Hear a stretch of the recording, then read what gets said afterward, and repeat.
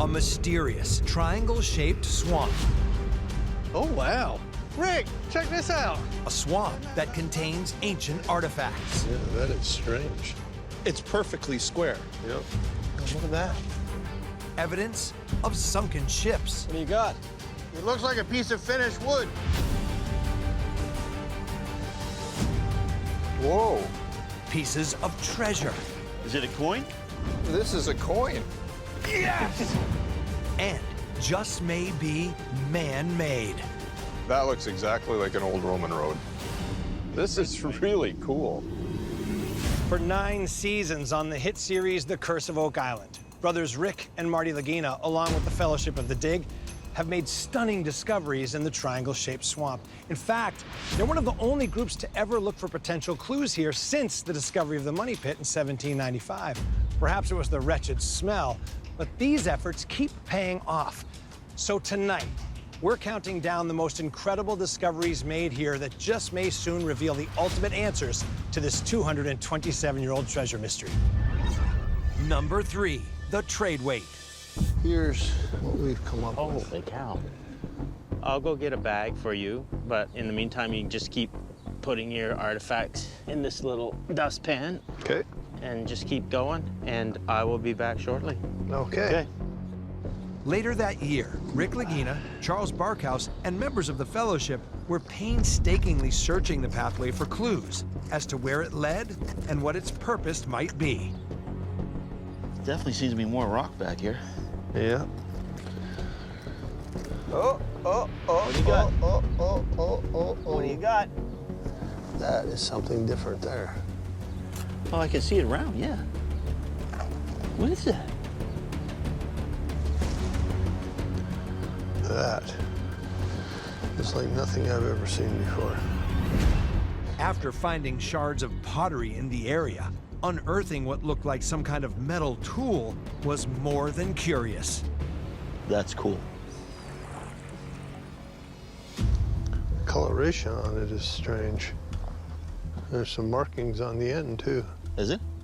Look at you see that right there? Yeah. Some kind of a number, isn't it? Dan, is that 55? I see a 5. Do you think it's some kind of a weight or something? So guess what we're going to talk about? Swamp. There you go. Like so many times before, Charles Barkhouse's instinct was dead on. I sent you on some pictures about this item that I found, and it's very strange. I showed it to Doug and Scott. We put it on the microscope last night, and Doug thought he saw something. Yeah, it had milled edges on it. The ends are indented, and there seems to be some markings inside them. The closest comparisons we can find are trade weights. Wow. Beginning in the Middle Ages, as Europe became the center of trade from developing nations across the globe, merchants used various types of trade weights as standard methods for weighing different types of goods. The question was, what kind of trade weight did Rick find along the stone path in the swamp? It weighs 45 grams. So that's just about as close as you can get to 1/10 of a pound. Doug, tell him the interesting part about what it might mean.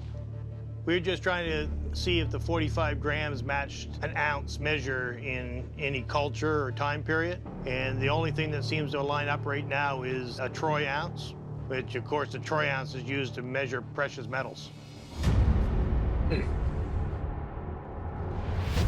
I don't think the average farmer would have a set of trade weights. But these things were in use for a long, long time, and they were used by, generally speaking, whoever was handling the money. Somebody with means, somebody with metals to divide up. It suggests to me a level of sophistication on whatever it is we're chasing. Get after it. We'll get back out there. Bravo Tango, here we come. Number 2, pieces of cargo barrels. Woo! Very squidgy down here. No, hardly any metal. I'll try over here. While searching near the Stone Road or Wharf in 2020, Rick and members of the team could hardly contain their excitement at this find. Yeah, look at that. Right here. Check that out. Cask. Oh, that's what that is, mate. Bottom of a keg. Hey, guys. Check that out. Top of a keg. Wow.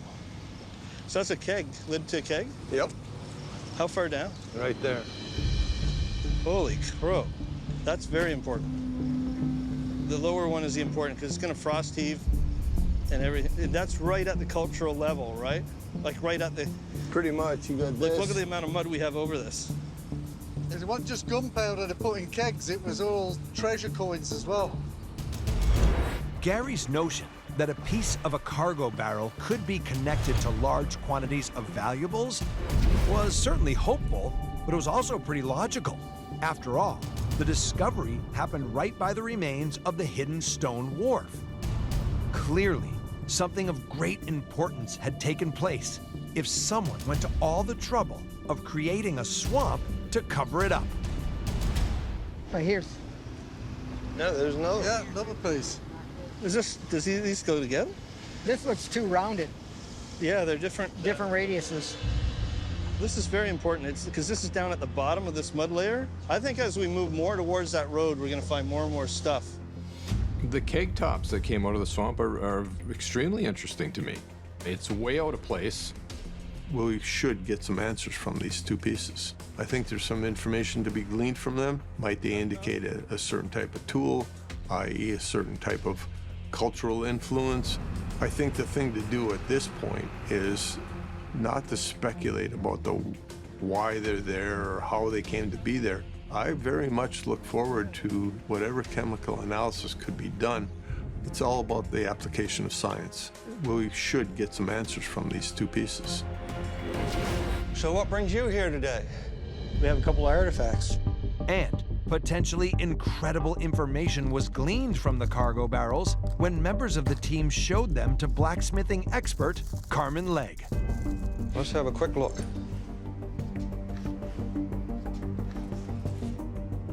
Yeah, it's definitely a barrel head. But I've made a few barrels in my time, sort of indicate certain aspects of this type of head and barrel construction. This one is extremely old because it's handmade. Can you venture to put a date on extremely old? Well, if you look at the taper on there, it's not an abrupt taper. It's a very long taper. Right.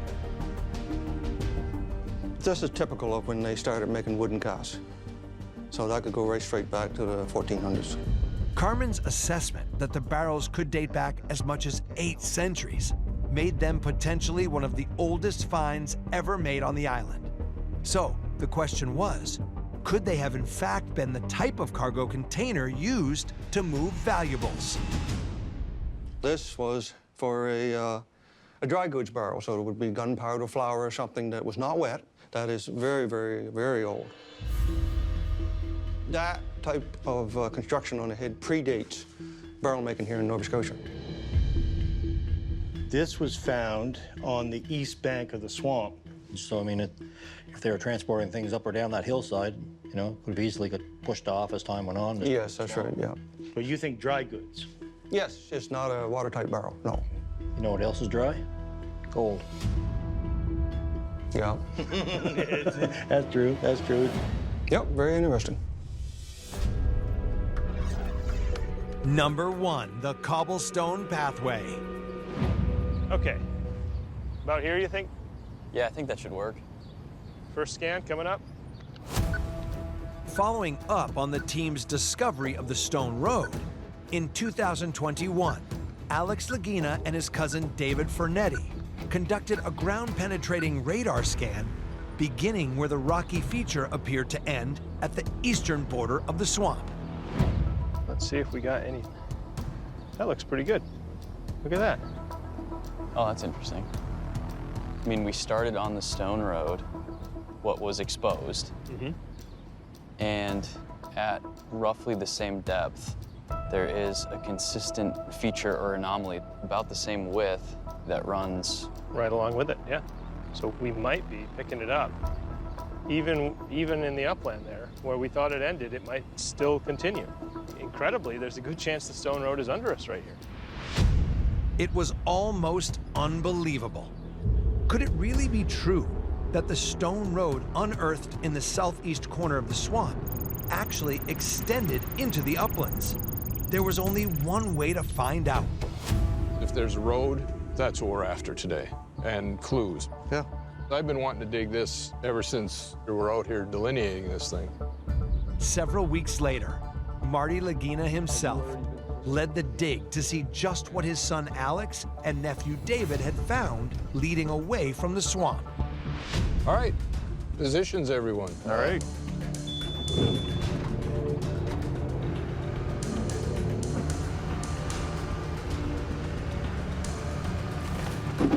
Whoa, whoa, whoa, look at this. That could be the road. You may want to take a look. Really? There's a lot of cobble there. Yeah. Kind of looks like down there. It does. Yes, it does, yeah. Yeah. All right, well, I'm gonna go dig over there. Yeah, that's a good start. This new area looks a lot like it's the beginning of yet another road going off to the east. The obvious thing to do is follow the road, see where it leads us, keep digging. The only unfortunate aspect of this groundbreaking find was that it came at the tail end of last year, when the team was forced to end their search activities due to the onset of winter. Nevertheless, the team quickly began to formulate an idea for this pathway's purpose. That's impressive. So what do you think? Well, we all have in our mind that it's a nice cobble path coming up here, so they're hauling something up. So they're still filling in low areas just to make a path. Yes. Yeah. If you look down here, the road went through here, we think. Yeah, it essentially comes off of the stone road in the swamp. Oh yeah, in kind of like a central area. Got the money pit over there, paved area, swamp. We're in the middle of that area. Yeah. It really made the team wonder if this cobblestone path may have been utilized to haul, say, cargo barrels and chests that had been unloaded from a ship onto the stone road or wharf and then away from the swamp to their final hiding place in the money pit. The interesting thing, you know, we were lucky enough to see an actual Roman road in Portugal. But when we got to the higher elevations, this is what we saw. Mm-hmm. Yeah. It was somewhat rudimentary, just like here. Incredibly, just as Marty and members of the team had been uncovering the cobblestone path.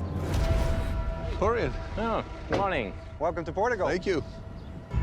Rick and Alex Lagina were in Portugal investigating potential ties between the Knights Templar and the Oak Island mystery. It looks a lot more similar to what we have, that's for sure. Yeah.